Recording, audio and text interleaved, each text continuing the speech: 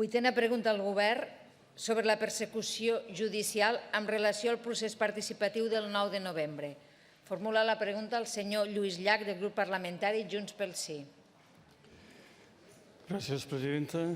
Consellera, la gent que fa molts anys vam veure néixer la imperfecta democràcia espanyola somiàvem que entre tots sabríem construir un àmbit de convivència i que des de la llibertat, la diversitat i el diàleg poguéssim millorar i perfeccionar aquella eina que naixia fortament coaccionada, però que tanmateix i a la fi obria un nou i ampli horitzó. Han passat els anys i a la interpretació restrictiva, quan no jurídicament barroera, d'aquella Constitució, s'hi ha afegit l'obsessió dels governs de l'Estat en empobrir la possibilitat de realització integral del nostre país. Tot plegat ens ha portat a la situació actual que aquest mateix Parlament testimonia. Una majoria absoluta de diputats votats pel poble de Catalunya disposats a guanyar la independència. Ara hem d'encarar l'últim escarni envers la nostra llibertat col·lectiva en un acte que voldria ser un escarment definitiu contra les institucions catalanes.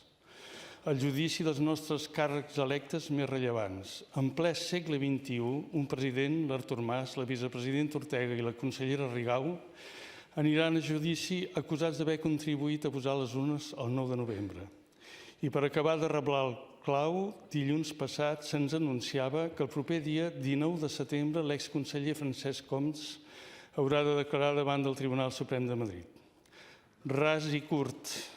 De res servirà aquesta cadena de despropòsits en la qual intervenen des de ministres de l'Interior amb els serveis policials fins al cos jurídic de l'Estat i els seus fiscals, per ja no parlar més del Tribunal Constitucional. De res servirà perquè en una democràcia no es poden empresonar les urnes.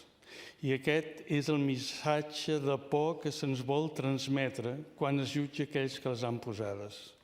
No servirà de res, ans al contrari, perquè amb ells també se'ns acusa 2 milions i escaig de ciutadans que vàrem dipositar-hi la nostra voluntat i això, en una democràcia, és una perversió dantesca.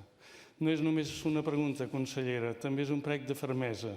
Des de Junts pel Sí volem preguntar al Govern quina valoració fa d'aquesta persecució judicial i posar-nos a la seva disposició per donar una resposta ferma i conjunta a aquesta evident injustícia democràtica. Gràcies, consellera.